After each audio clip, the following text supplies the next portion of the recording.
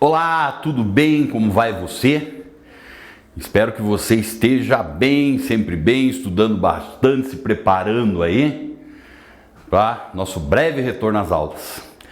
Nós vamos dar continuidade aqui, meu querido aluno, minha querida aluna, estudar essa parte da economia do nosso continente americano. Última aula, a gente viu um pouquinho ali, Estados Unidos, que é a maior potência econômica do planeta, e também as atividades econômicas do Canadá, que como vocês bem sabem, o Canadá também é um país que ele apresenta-se aí entre as grandes economias do planeta. Faz parte, inclusive, do grupo que representa as 7 maiores economias, que é conhecido como G7, correto? Só que como eu mostrei ali alguns aspectos da economia canadense, ela é uma economia assim muito ligada com a americana, né? Maior parte do seu comércio exterior se dá justamente com os Estados Unidos. Então, até por uma questão meio da geografia, essa região mais ao sul, onde se dá a fronteira com os Estados Unidos, tem uma forte concentração, não só porque é dos Estados Unidos, que a gente tem que lembrar, né, que essa região centro-norte do Canadá, devido às elevadas latitudes, elas acabam sendo regiões que apresentam o quê? Baixíssimas temperaturas. Então, ali já não é muito legal de se viver. As atividades econômicas, a agricultura, por exemplo, não se desenvolve. Então, vamos concentrar todo esse desenvolvimento aí, que apesar de ser um país de um território gigantesco, acaba ocorrendo o quê? Acaba ocorrendo aí que ele tem uma população muito pequena. São 30 milhões de habitantes, mas são bem distribuídos e com uma qualidade de vida muito legal aí, tá? Então, esses são os países da América do Norte, mas nós temos ainda um terceiro país, que nós vamos dedicar uma aula inteira a ele aqui, que é justamente a tal da economia mexicana, né?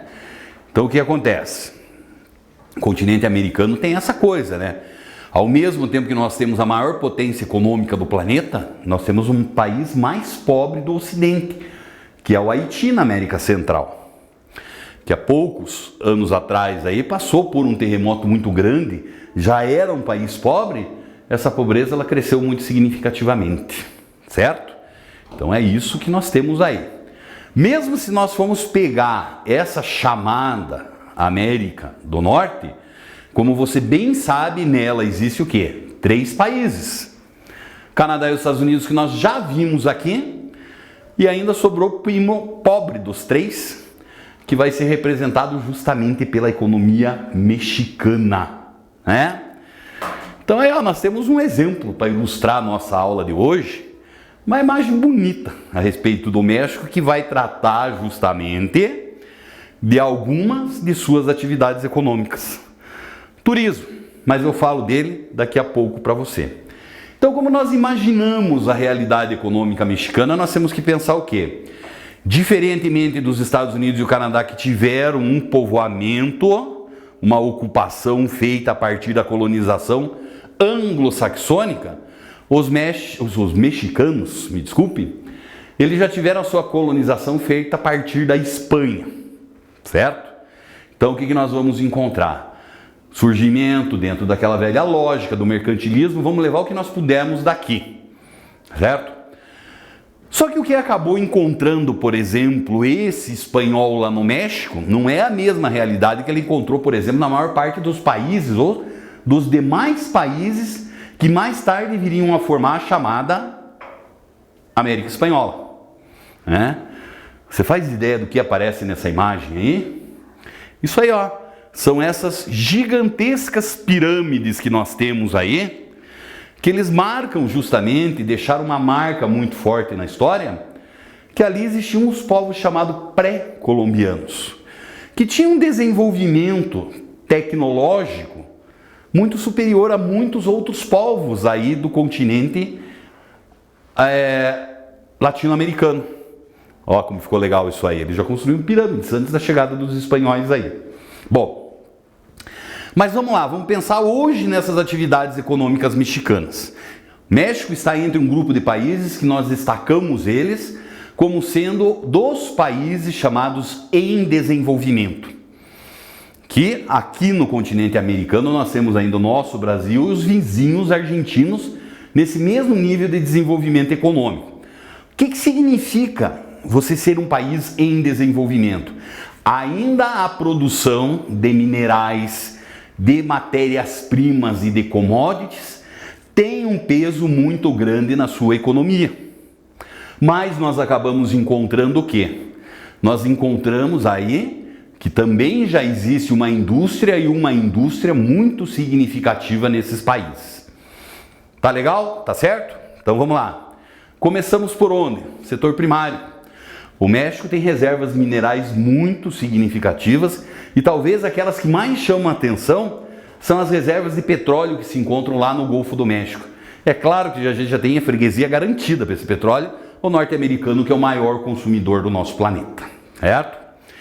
E quando nós pensamos na agricultura mexicana, basicamente a agricultura mexicana ela é uma agricultura que se aproxima muito de uma realidade da agricultura brasileira, aonde acaba se destacando o quê? A presença de duas grandes atividades, que essas atividades elas vão ser o quê? De um lado, você tem uma agricultura que ela é muito tradicional, que vem ainda de uma herança cultural desses povos pré-colombianos, quase que uma agricultura familiar e de subsistência, onde o principal produto que se destaca aí é o milho.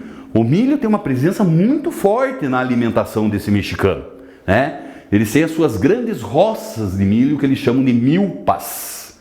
Então, é a base da alimentação. Vamos pensar aí num passado, não hoje tanto assim, seria o arroz e o feijão do brasileiro, para eles é o milho, né?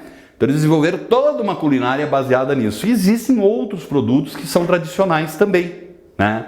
As frutas, por exemplo, a melancia, uma forte presença no cardápio deles, o abacate e assim por diante. Uma variedade muito grande, mas sempre uma produção também que é uma comida, uma culinária mais cultural, muito cheia de condimentos, principalmente as pimentas. Mas nós temos um outro lado da agricultura mexicana. Devido à presença de áreas férteis em grande quantidade, principalmente nos planaltos centrais, o México acabou se transformando em um grande produtor de alimentos para a exportação. E não preciso nem dizer para você que essa exportação se deve ao quê? Se deve ao grande consumidor que é os Estados Unidos também, certo? Então essas seriam mais ou menos as características desse setor primário lá no nosso México. E daí nós temos uma indústria mexicana, que ela é uma indústria também muito significativa. Vem de um período de industrialização muito parecido com o Brasil, que foi a partir da crise de 1929. Então nós temos diversas regiões do território do México que ele acaba apresentando aí atividades industriais um pouquinho mais significativas, né? Mas sem sombra de dúvidas, nós acabamos encontrando o quê? Nós acabamos encontrando que nessa divisa com os Estados Unidos é que está a maior concentração de indústrias. Por quê? Recentemente o México ele fez um grande acordo comercial com os Estados Unidos e também com o Canadá. Então eles criaram um bloco econômico, o NAFTA, North American Free Trade Agreement. O que isso significa dizer? É o Tratado de Livre Comércio da América do Norte. Então hoje circulam as mercadorias com uma facilidade muito maior, né? Isso já é uma prática muito antiga do norte-americano nessa fronteira sul com o México. Então basicamente ele faz o quê? Ele criou um tipo de indústria que são as máquilas, ou as indústrias maquiadoras.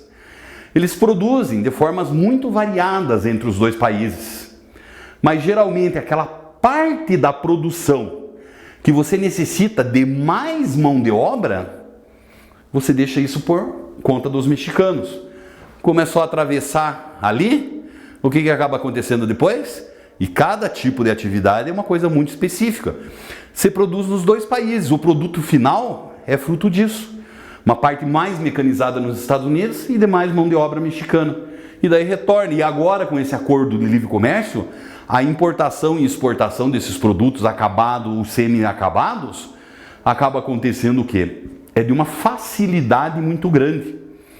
Lá na nossa aula que nós estudamos, por exemplo, a economia norte-americana, eu citei a cidade de Detroit para vocês, na região dos Grandes Lagos, no nordeste dos Estados Unidos. O que é que nós acabamos percebendo lá? Lá nessa cidade de Detroit, você acabava tendo uma grande indústria automobilística, que ela está entrando em crise econômica. Por quê? Parte significativa da indústria automobilística norte-americana percebeu que produzir lá no México é muito mais barato. Montar equipamento eletrônico, também, na fronteira, muitas vezes montar, você precisa de muita mão de obra. Vai produzir lá, por exemplo, a cidade de Tijuana, no México, é a maior produtora de aparelhos de televisão do planeta, né? E não é tecnologia mexicana que aí está. E ainda nós temos um setor terciário. Por isso que eu deixei essa imagem, eu acho bonita essa imagem, sabe, meu aluno e minha aluna. Então você tem as pirâmides, os famosos passeios de balão, que são muito comuns aí. O México tem uma atividade turística que ela é muito importante. Proximidade com os Estados Unidos, o americano viaja demais. E a quantidade de atrativos que você tem no México é uma maravilha. Você tem isso aqui que é conhecido como turismo histórico. Essas civilizações pré-colombianas deixaram tudo isso aí. Muita gente quer visitar lá. E ainda nós vamos ter o quê? Uma parte do México voltada para o Pacífico e a outra para o Atlântico, para o Mar do Caribe. Onde vão aparecer ali belas praias, belas paisagens, grandes hotéis, grandes resorts, que aceitam muito bem esse, principalmente norte-americano, mas o turista de forma geral, que vem ali deixar seu dinheiro, né? O que eu quero que você faça de atividade para a nossa aula? Página 247, questão 1 e 2. Existe um texto que você vai fazer simplesmente a interpretação desse texto. Não temos grande segredo nessa atividade aí. Tudo bem? Tudo legal? Então tá bom. Valeu, grande abraço.